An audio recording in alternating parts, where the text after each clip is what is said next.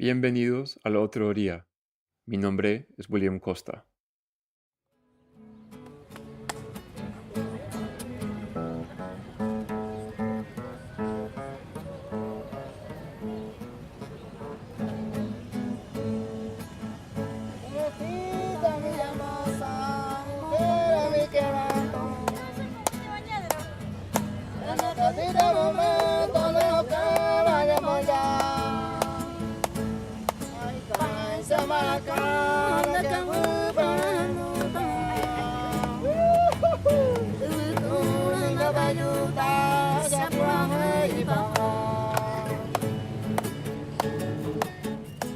Estas voces, entonando una polca tradicional en guaraní, que junto con el español es uno de los dos idiomas oficiales de Paraguay, pertenecen a miembros de la comunidad indígena Tacuaraí. Es una comunidad de la etnia Aba guaraní, pueblo milenario que históricamente habita el este de Paraguay, en la región que corresponde a lo que hoy en día son los departamentos de Canindeyú, Caaguazú y Alto Paraná. El territorio ancestral de Tacuaraí, que es de 1000 hectáreas, está ubicado en el norte de Canindeyú, cerca del pueblo de Corpus Christi, a menos de 1 kilómetro de la frontera con Brasil. Sin embargo, la música que acabamos de escuchar no fue grabada en ese territorio ancestral. De hecho, se grabó a mediados de marzo de este año, a unos 400 kilómetros de Canindeyú. Los que cantaban estaban en la Plaza de Armas en Asunción, la capital del país. Estaban sentados alrededor de un monumento enorme con forma de tronco erguido que está en el medio de esta plaza céntrica. Tampoco habían venido solos a Asunción los músicos. Cerca de 100 miembros de la comunidad Tacuaraí estaban presentes. Esparcidas por toda la Plaza de Armas había alrededor de 20 carpas improvisadas, hechas de lona y cuerda. Muchos buscaban la sombra de los árboles, mientras niños descalzos jugaban y la comida se preparaba en braseros. Llevaban 6 meses allí. Llegaron en octubre del 2018 y pasaron todo el verano extremadamente caluroso acampando en la plaza. La vida comunitaria realmente se había adueñado del espacio.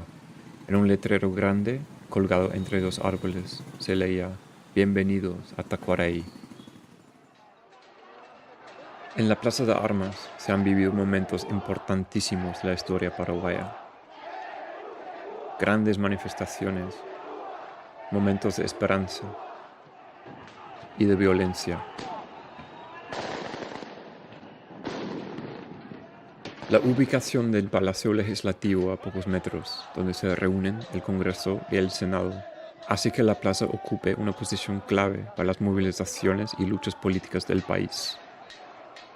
Y bueno, la presencia de los Aba guaraní en la plaza podría representar uno de los capítulos más recientes en esta historia de lucha. Habían venido a exigir al gobierno la recuperación de su territorio ancestral, el cual se les había quitado hacía 35 años.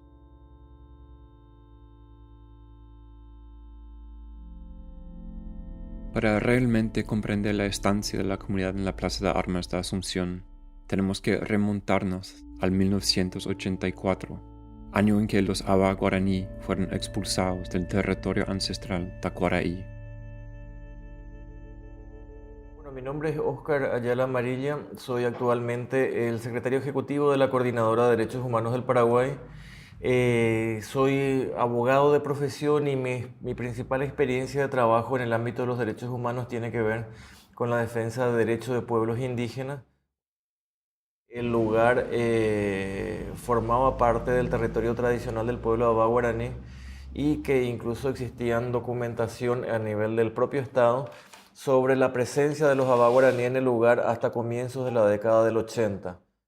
En aquellos años que se corresponden con la época de la dictadura aún, el gobierno de entonces habría forzado un arreglo que no fue nunca consultado ni consentido por la comunidad, solamente por algunos líderes de la misma, para que la comunidad sea trasladada a un sitio distinto del que estaban ocupando.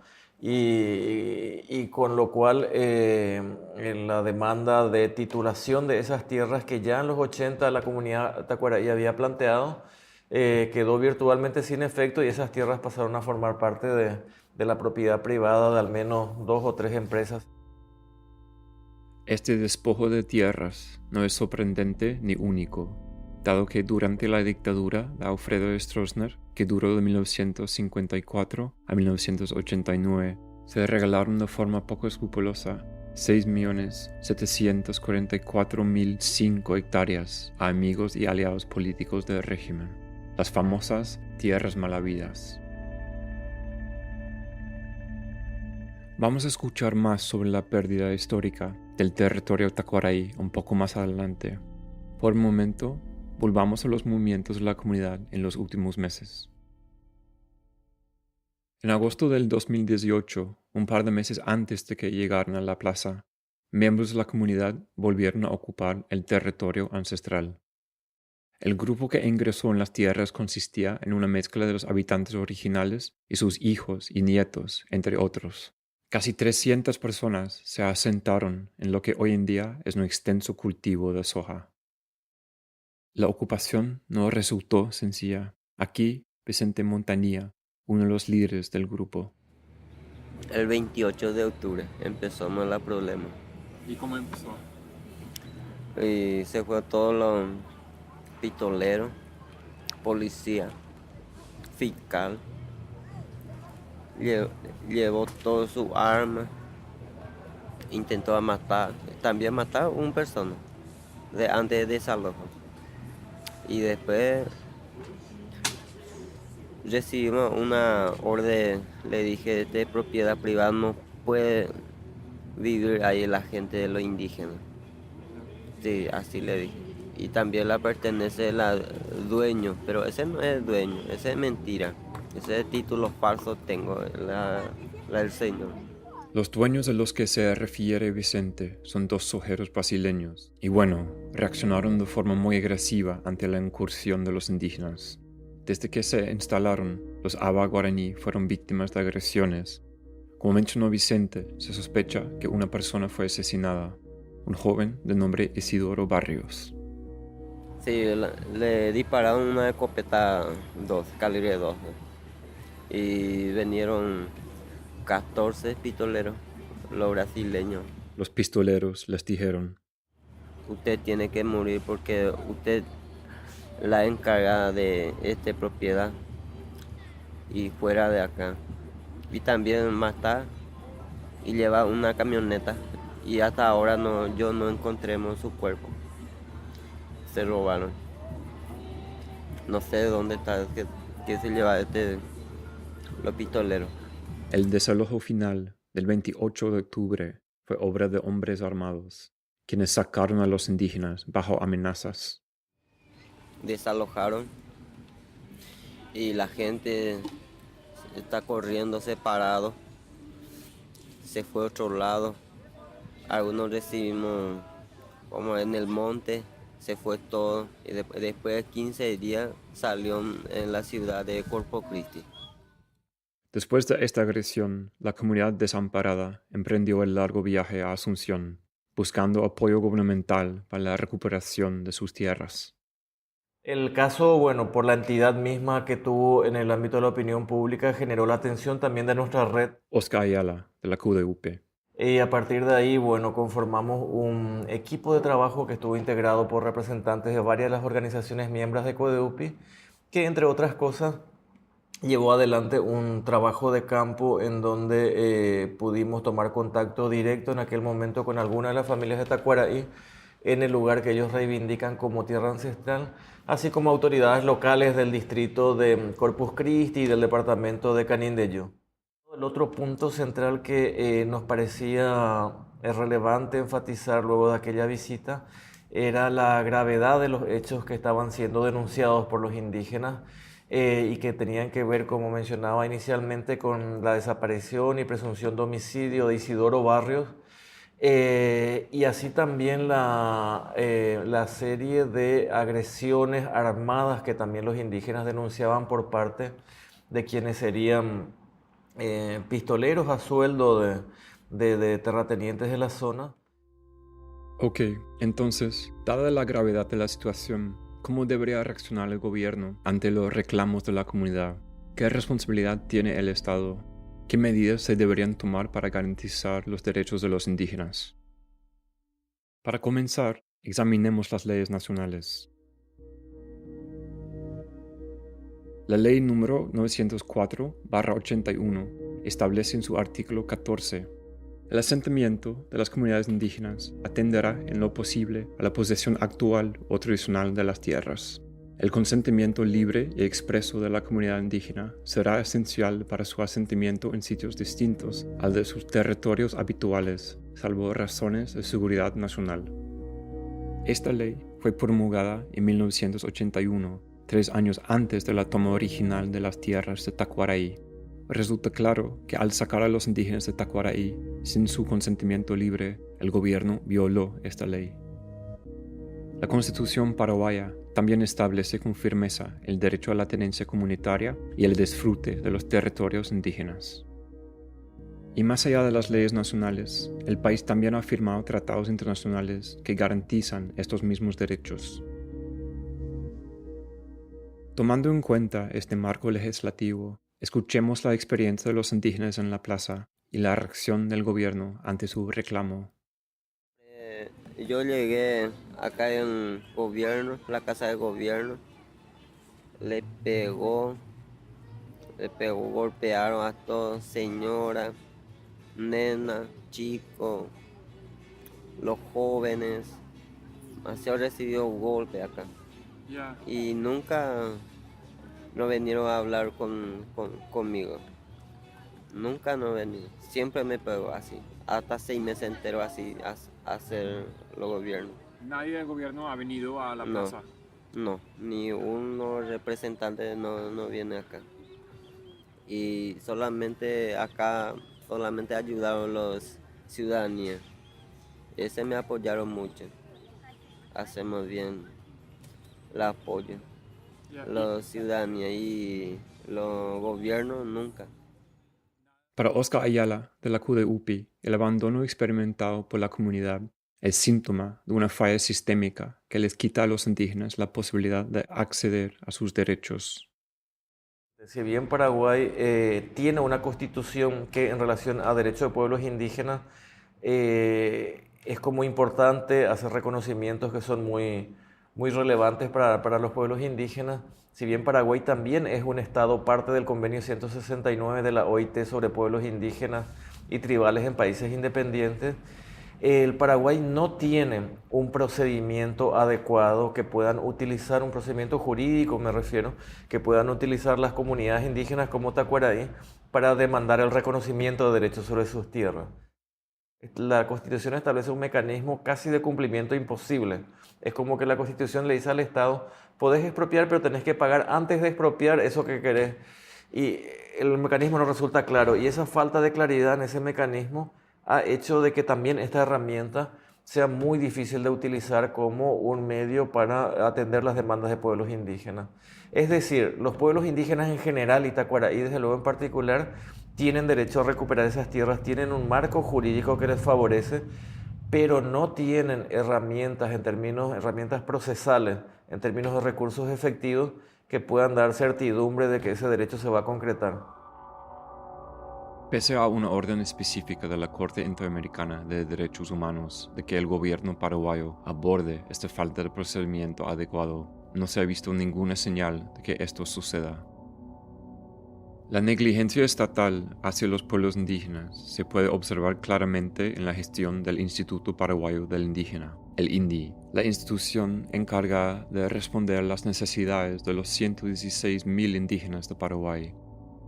Un informe de las Naciones Unidas del 2015 menciona que el INDI es una institución cuyo presupuesto y medios técnicos y humanos no le permiten cumplir con sus responsabilidades relacionadas con los derechos de los pueblos indígenas. En el caso Tacuaraí, el INDI ha demostrado una incapacidad de responder de forma efectiva a la demanda de la comunidad. La titular del instituto, Ana María Allen, ha dicho que la institución podría tardar 20 años en procesar la recuperación del territorio ancestral. Aquí, ella habla en la emisora Radio Ñandutí.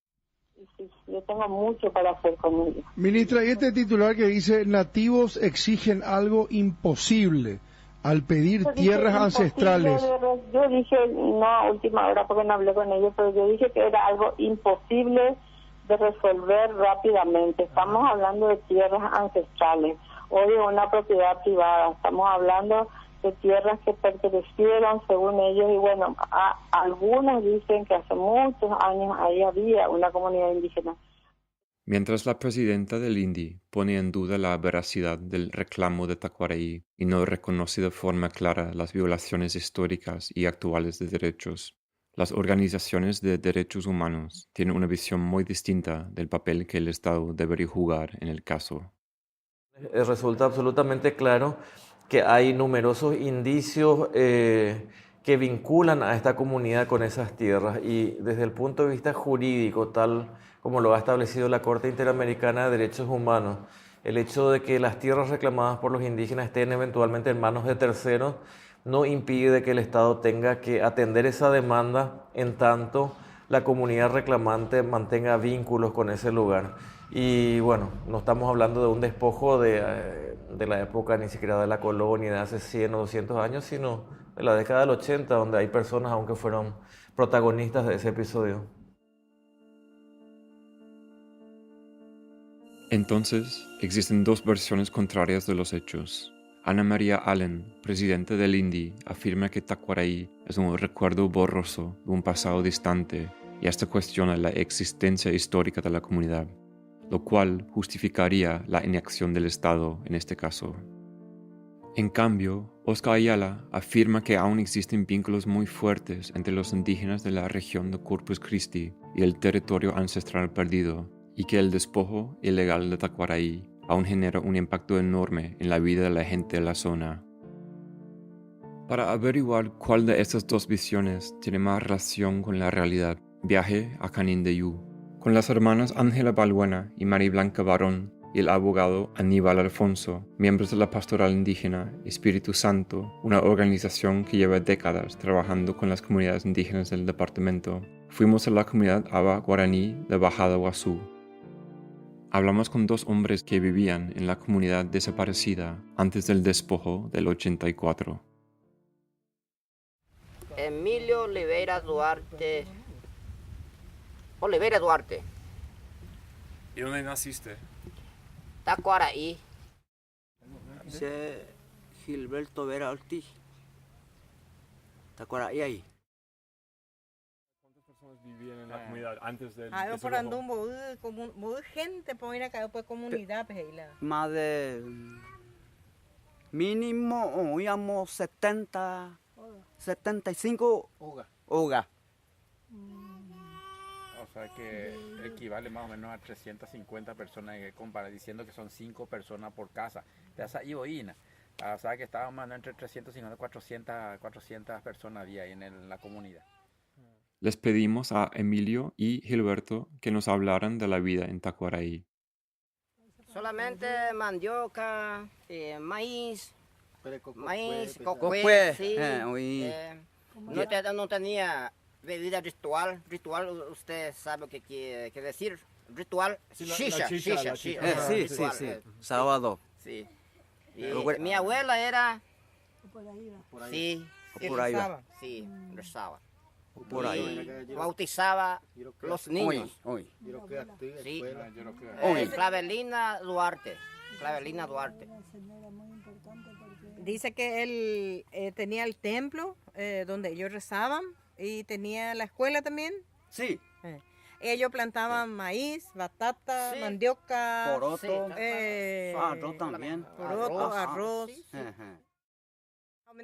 Estaba en la... Estaba en Eira. La reina ya te y. En el monte había muchas variedades de miel, dice.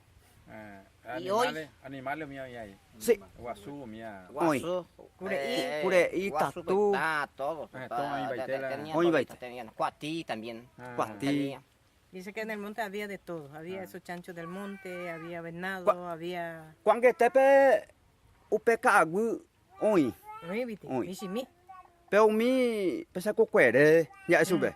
Pesaku, Mishimimi allá. takuapitu allá, tacuaratu poi, umi atu mecanizado.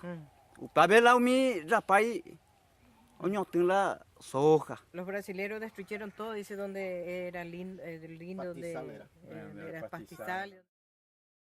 Donde era también cementerio también, ya no hay más. Donde se sepultó nuestra mamá, nuestro abuelo, hermanita. Mi hermanita falleció cuando tenía 4 años. 4 años. ¿Y la enterraron ahí en ese cementerio? Sí. Mi mamá también está allá, enterrada. Mi mamá también. Mi abuelo también. ¿Tu mamá cómo se llamaba? Nena Ortiz. Nena Ortiz se le decía a su mamá. Es mi mamá. ¿Dónde es? Florentina Duarte. O sea, que cementerio había ahí. Sí, Mi cementerio. hermanita Casimira Oliveira Duarte. Y plantaron esos ahí. Sí. Hoy es todo mecanizado. No hay más Todo. nada. No hay más nada. No hay más. Sin duda, aún existe un fuerte vínculo emotivo y simbólico con Tacuaraí. Los pobladores tampoco han olvidado los eventos que produjeron la pérdida de estas tierras en el 84.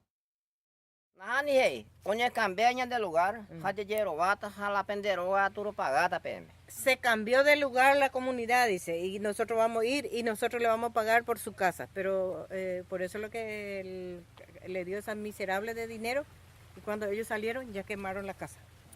Se quedaron todos sus cultivos. Más que no, 0 manja, Y con ese dinero no iban a poder comprar nada. No. Nada se pudo comprar con eso. La provincia llegó a Con un poquito de mercadería, con eso ya termina el dinero. Dice. O sea que Peñapurún Pero empezaron, así como ellos fueron engañados. ¿Y qué pasó después con la gente de la comunidad? Por Iremba, hoy ya fue la comunidad. Peyuabe. Pero yo miseriamente. Vinimos acá y había solo miseria, dice, porque no dale vende cocuey, cocuey, no no tiene vende su maíz, chacra, no hay no tiene su producto para... No son solamente los miembros de la comunidad que llevan recuerdos. La hermana María Blanca Barón, monja de la pastoral indígena Espíritu Santo, trabajó en la escuela de la comunidad en los años 80. Teníamos un escarabajito y con ese nos íbamos a la comunidad. Y para mí era una comunidad indígena normal, que no tenía problemas mayores, que pidieron una escuelita, le ayudamos, conseguimos el rubro del ministerio y le llevamos también los materiales para la escuela porque no había pizarrón, no había tiza, no había lápiz, no había cuaderno, no había nada. Y el ambiente de la comunidad siempre fue muy tranquilo, yo nunca escuché que había problemas entre ellos, pero tenían su oporaíba y tenían sus chichas fin de semana, tenían su vida, su yerokú, su danza sagrada, no había sobresaltos. Por lo tanto, es indudable que Tacuaraí perdura como recuerdo. Contrariamente a la visión del Indy, también existen pruebas físicas de su existencia. Tuve la oportunidad de ver el archivo de la pastoral indígena con la hermana María Blanca. La cantidad de copias de títulos. Sí, y podremos ver la carpeta de Tacuaraí. Parece que... Sí.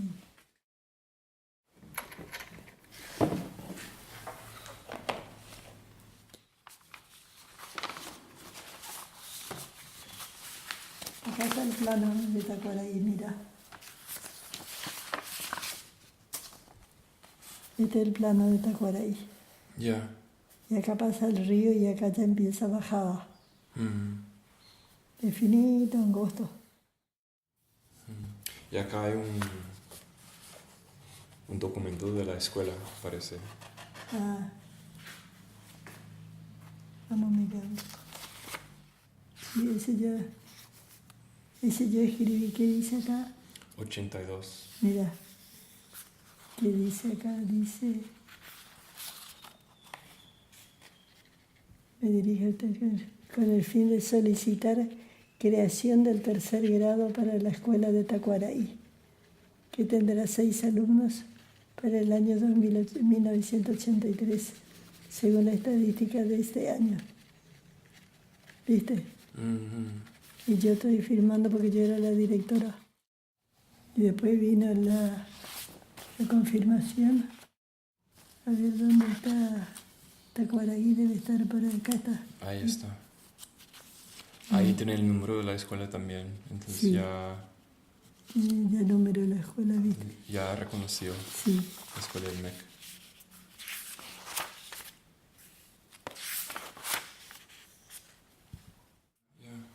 O sea, esos documentos demuestran la existencia de la comunidad, Sí. la presencia Imagínate, indígena. del 82. Sí, sí.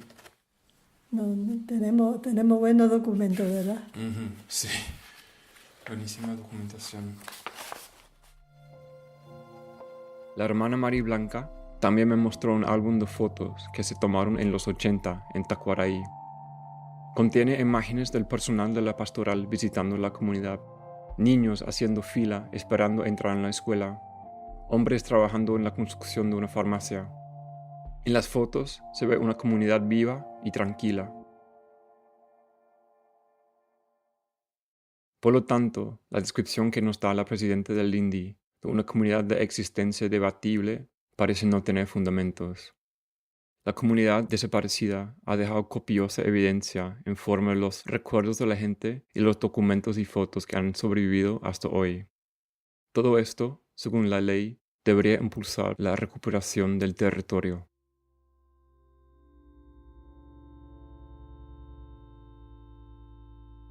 Frente a toda esta evidencia, ¿cómo explicar la negligencia del gobierno? ¿Cómo explicar la completa falta de voluntad de dialogar con la comunidad, de reformar el sistema y de buscar formas de garantizar los derechos de los indígenas? Bueno, es importante mencionar que el caso Tacuaraí no es único. Existe una multitud de violaciones del derecho a la tierra de los indígenas. Según el informe de las Naciones Unidas del 2015, 145 comunidades indígenas enfrentan problemas relacionados con la tierra en Paraguay. Como en muchos otros casos, una de las causas principales del conflicto por la tenencia de Tacuaraí es la demanda de extensiones de tierra cada vez más grandes para la producción de soja y carne por parte del sector de agricultura mecanizada. Hay mucha demanda y ya poca tierra, lo cual genera una presión fuerte sobre las tierras que pertenecen a otros grupos. Bueno, mi nombre es Luis Rojas, soy economista de profesión, investigador del ámbito rural, del ámbito del desarrollo rural. Y bueno, yo llevo casi 15 años, digamos, trabajando en esta área, ¿verdad? Llega la revolución verde, ¿verdad? A nivel mundial, el desarrollo de la agricultura mecanizada. Y a Paraguay eso llega en los años 60. Principalmente desde el Brasil, y traen la soja con ellos, ¿verdad? Entonces desde los años 60, pero con más fuerza en los 70, la soja de mano de colonos brasileños se empieza a expandir en Itapúa, Alto Paraná, Canindeyú, Caguazú, las zonas más cercanas al Brasil. La expansión territorial va a ser incesante ya incluso hasta nuestros días, ¿verdad? Tendrá sus momentos de menos expansión, pero la soja, bueno, que empezó con pequeñas parcelas, ya desde aquellos años ya no deja de crecer. En los 70 creo que se llegó a algo así como 500.000 hectáreas de soja, ¿verdad? En el territorio paraguayo, y hoy se tienen 3,5 millones. O sea, todos los cultivos en Paraguay suman más o menos 5,5 millones de hectáreas, y la soja sola es 3,5 millones. Según el Censo Agropecuario del 2008, el último estudio completo de la tenencia de la tierra, esta compra intensa ha hecho que en Paraguay el 2,5% de los propietarios tengan el 85% de la tierra. Bueno, nos permite decir a nosotros que Paraguay sigue siendo un país latifundista. O sea, la tierra está hiperconcentrada el Banco Mundial el año pasado publicó unas notas de políticas públicas, se llama el informe 2018, donde en su análisis dice, Paraguay tiene la concentración de la tierra más alta del mundo, y lo cual es una fuente de conflicto permanente y de desigualdad. Conflictos entre, por un lado, los sectores empresariales y por otro, los pueblos indígenas y el campesinado. Estos sectores campesinos indígenas tienden a disminuir por los conflictos de tierra, lo de Tacuaraí, hay muchísimos casos, ¿verdad? De desalojos, campesinos indígenas, ¿verdad? Entonces, los que tienden a disminuir son los campesinos indígenas y los que tienden a aumentar son los grupos poderosos, ¿verdad? Porque además de que son poderosos, el Estado funciona a su favor. El Estado funciona a favor del sector terrateniente de diversas maneras, ¿verdad? Uno, a través de las leyes. Todas las leyes impositivas favorecen la concentración de la tierra. Las leyes ambientales también. Y la aplicación de la propia ley siempre es favorable. Aunque haya ciertas prohibiciones o multas, prácticamente no se cumplen, ¿verdad? Los conflictos de la tierra también, en su gran mayoría, el Poder Judicial, los jueces, los fiscales, se mueven por estímulos económicos. O sea, terminan no aplicando la ley según lo que la ley establece, sino según la cara del cliente. Y ahí es donde el terrateniente tiene mucha capacidad de influir, ¿verdad? Con un poder económico importante, entonces la mayoría de los conflictos de tierra se van resolviendo en el Poder Judicial a favor del terrateniente, aunque el terrateniente tenga un título irregular. O sea, en el proceso histórico de distribución de tierra, el Estado ha asignado tierra al sector terrateniente por su cercanía al poder político. Ahí están las famosas 8 millones de hectáreas de tierras malavidas que el estronismo y otros gobiernos posteriores distribuyó a sectores que no eran sujetos de reforma agraria, ¿verdad? Que eran políticos, militares, empresarios, cercanos a los gobiernos. El propio Carter recibió tierra, el propio Mario Abdo, o sea, una gran cantidad de políticos y empresarios, ¿verdad? Esta gran cercanía entre el sector empresarial y el político hace que cualquier reforma para beneficiar a los grupos marginados sea muy difícil. Cuando esos grupos, Tacuaraí por ejemplo, tratan de acceder a sus derechos, no reciben apoyo de un Estado que busca proteger los intereses de los propietarios empresariales. Muchas de las medidas que inicialmente fueron pronunciadas en el ámbito del Poder Judicial, cuando estalló el conflicto, tenían que ver esencialmente con resguardar la propiedad privada de los ojeros y no a las personas que formaban parte de esta comunidad y que estaban en una situación de protesta y de demanda. Lo cual, un poco, en nuestra opinión, es un indicador claro de que cuando el Estado decide proteger los derechos respecto a los cuales está obligado, siempre el derecho a la propiedad privada es el primer derecho que se protege y luego, si hay tiempo, protege otros derechos, lo cual es bastante delicado. Bueno, entonces el abandono jurídico y político extremo que experimentaron los indígenas en la plaza fue resultado de este deseo por parte del gobierno de proteger los intereses empresariales, a pesar de las muchas pruebas a favor de la comunidad Aba guaraní.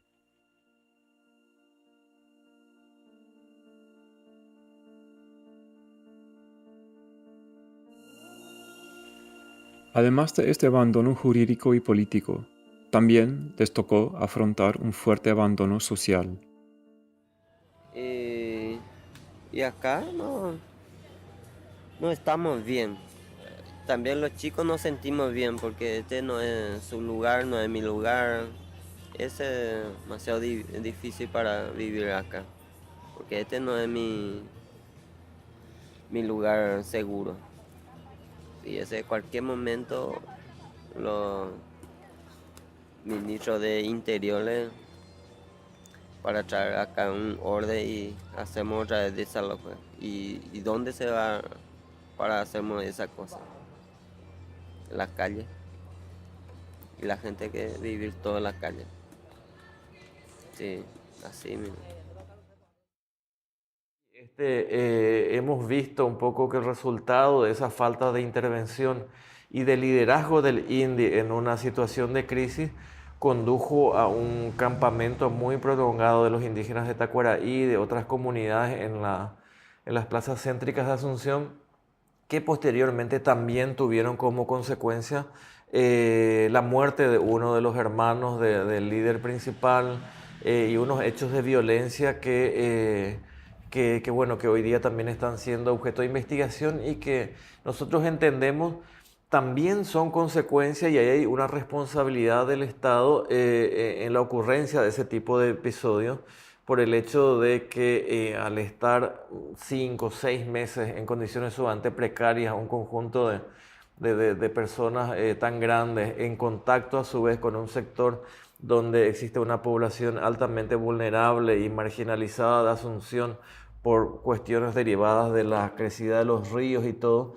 bueno, y una ausencia total del Estado en términos ya de seguridad y en ese espacio, incluso es extraño que no hayan ocurrido otros hechos más, o sea, la ausencia total del Estado incluso en ese contexto de protesta para proteger a quienes estaban ejerciendo ese derecho, en relación al tema Tacuaraí también terminó costando la vida de una persona más, lo cual es algo tremendamente grave. Como mencionó Oscar, la falta de provisión de seguridad contribuyó al asesinato de Francisco López, un joven indígena, el 24 de febrero en la Plaza de Armas. Las circunstancias de su muerte aún no se han aclarado. Estas condiciones de abandono social que se observaron en la plaza parecen formar parte de una estructura sistémica de discriminación hacia los pueblos indígenas, que identifica el informe de las Naciones Unidas del 2015. Una falta de escuelas, atención médica y rutas, entre otras cosas, hace que el 75% de los indígenas del país vivan en la pobreza y el 60% en la pobreza extrema. Quede claro que estén en sus comunidades o manifestando en una plaza de la capital, los indígenas de Paraguay son víctimas de una discriminación muy fuerte.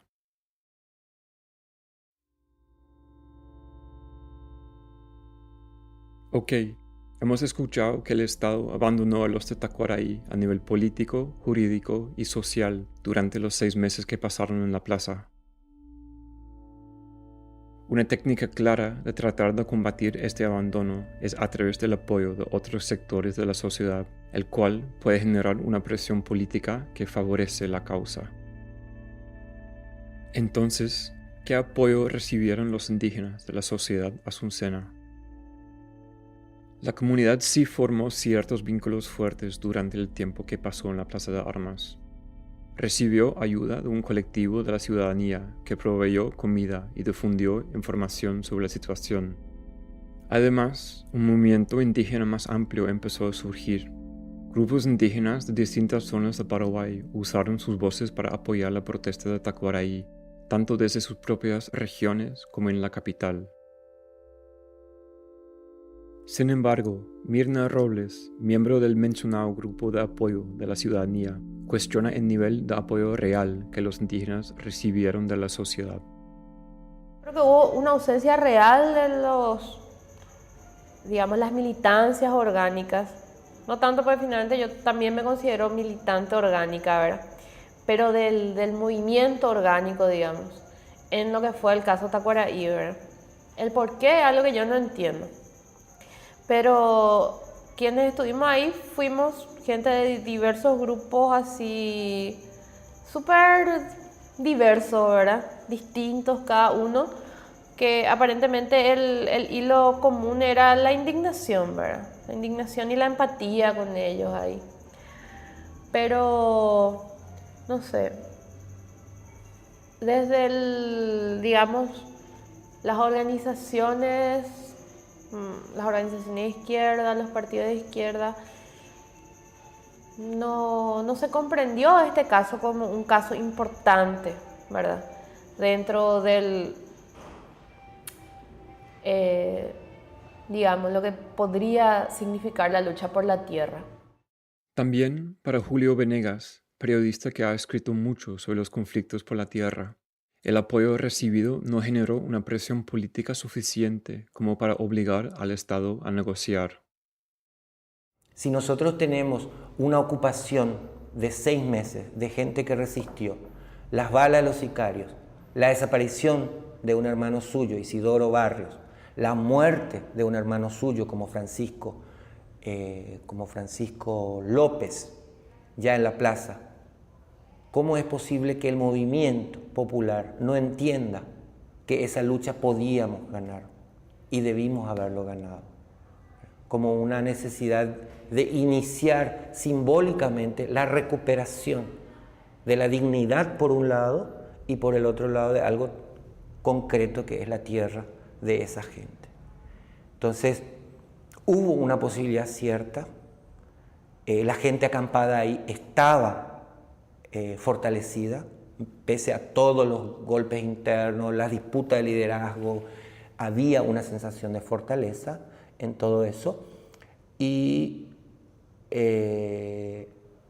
no se entendió que Tacuaraí era un símbolo demasiado importante, demasiado importante. Es como si nosotros, yo le decía antes a los compañeros de las organizaciones campesinas, las compañeras, si nosotros no recuperamos Marinacue, donde se mató a 11 campesinos y 6 policías para producir el golpe de Estado, si no recuperamos territorialmente, es porque no hemos entendido nada.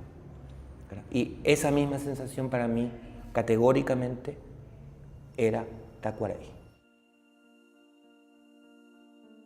No obstante, después de medio año en la plaza, el apoyo notable que había faltado por fin llegó.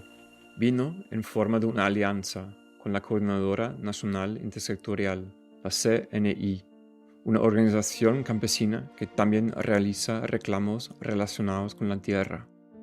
El sector campesino también ha tenido que afrontar un abandono estatal intenso y una exclusión de la tenencia de la tierra. Históricamente ha sido mucho más organizado y numeroso que el sector indígena.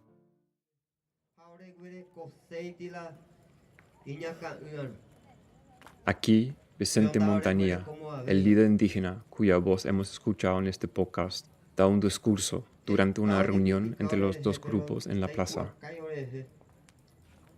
Más fuerza fuerza. Ahora se pega la venda despacio. Gracias a los compañeros. Ahora se pega. Gracias por el espacio. Gracias. El 24 de marzo, la Alianza de Campesinos e Indígenas negoció un acuerdo con las autoridades. En cuanto a las demandas de los indígenas, el gobierno se comprometió a empezar a buscar una solución para el conflicto de Tacuaraí. En adición, organizó la estadía temporal de la comunidad en otro poblado indígena de Canindeyú. Aquí habla Vicente poco antes de su salida de la plaza. Recibieron una nota, o sea, le ha pedido el recuperar la tierra, pero el gobierno le dije vamos a esperar a 30 días y también yo voy a esperar por 30 días y pasando otros 10 días más, 40 días después, si no recibimos respuesta respuesta bien, y entonces vamos a volver otra vez.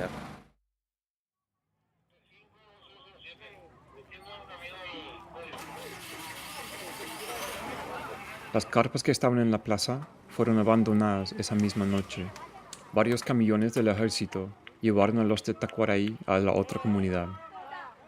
Se había acabado la protesta.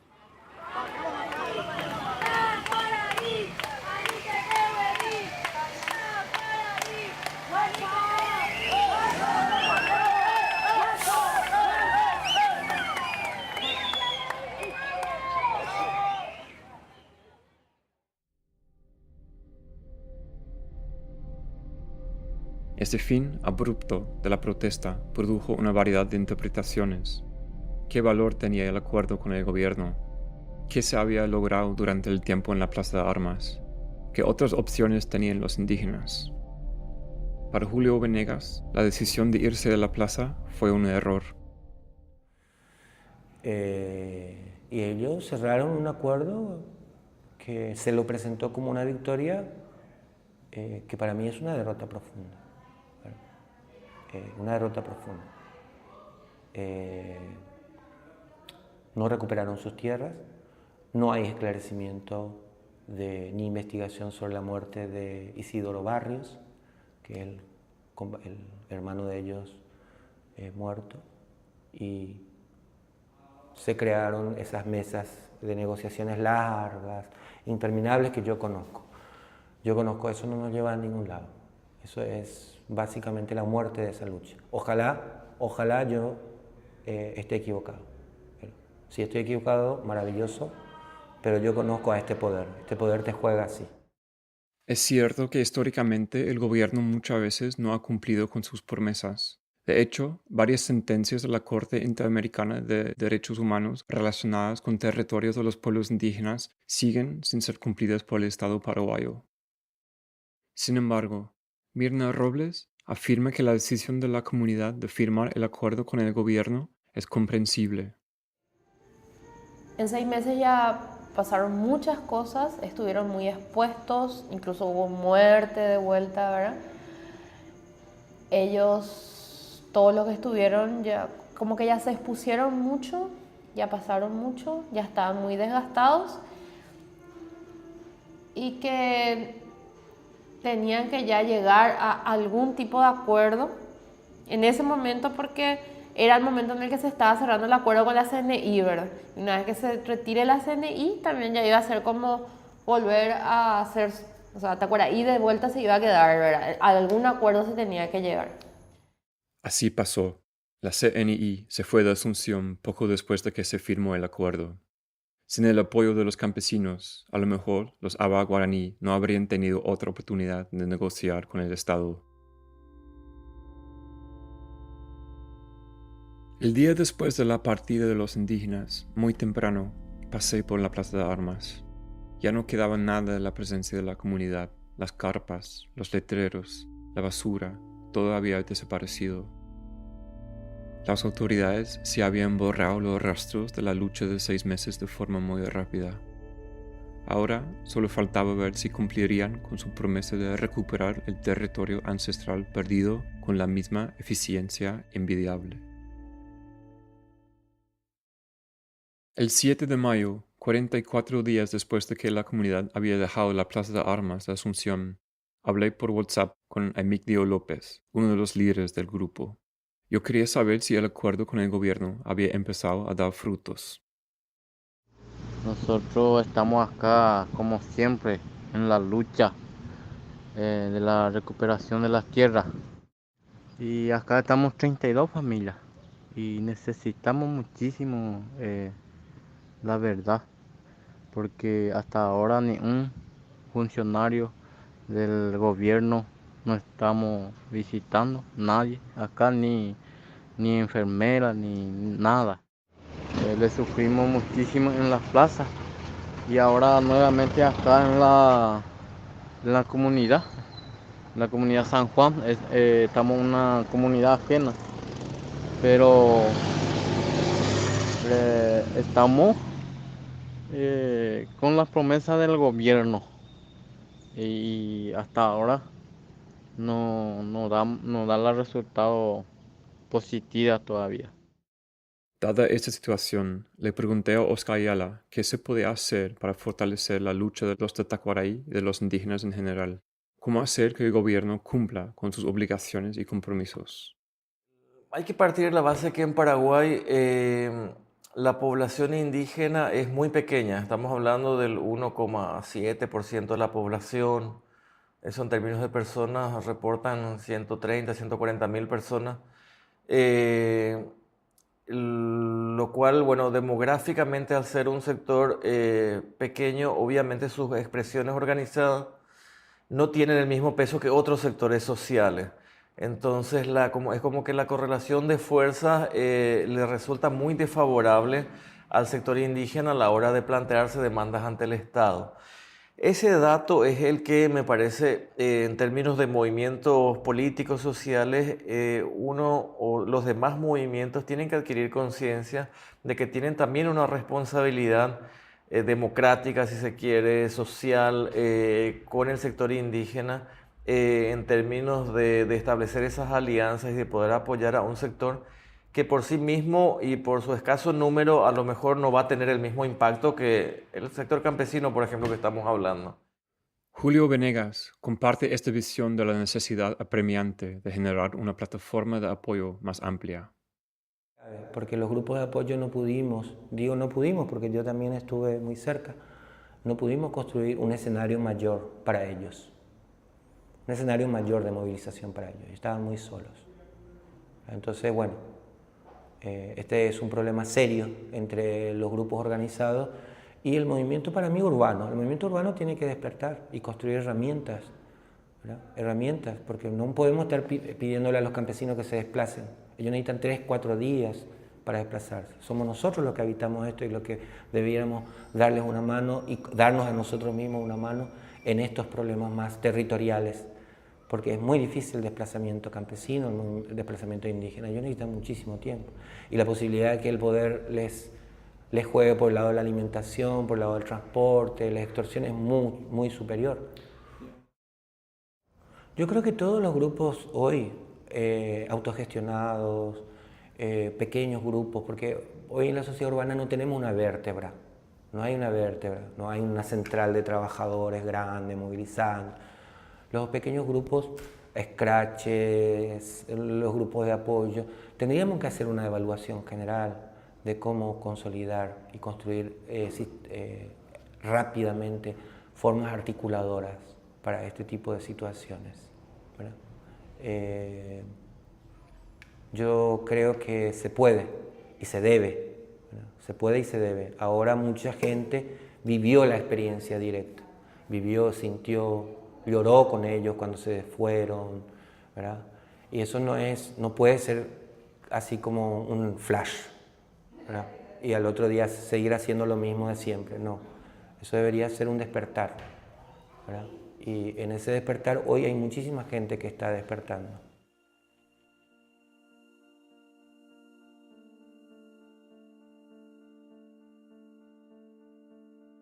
Bueno, para concluir, las experiencias de la comunidad tacuaraí han confirmado la existencia de una estructura de discriminación sistémica hacia los pueblos indígenas en Paraguay. El Estado, en lugar de tratar de reparar el daño causado por el despojo ilegal de su territorio ancestral en el 1984, sometió a los indígenas a un abandono político, jurídico y social que contribuyó a 2 asesinatos, el de Isidoro Barrios y el de Francisco López. Después de una larga estancia en la Plaza de Armas y con el apoyo de la CNI, los indígenas lograron un acuerdo con el gobierno. Ahora parece que el Estado, como en tantos otros casos, no piensa cumplir con la promesa de recuperar el territorio ancestral. Queda claro que hay que construir una plataforma más amplia y de mayor alcance entre todos. Solo una fuerte presión colectiva permitirá que se ganen casos individuales, como el de Tacuaraí, y llevará a la desconstrucción del sistema institucionalizado de discriminación y negligencia que despoja a los indígenas de sus tierras y sus derechos.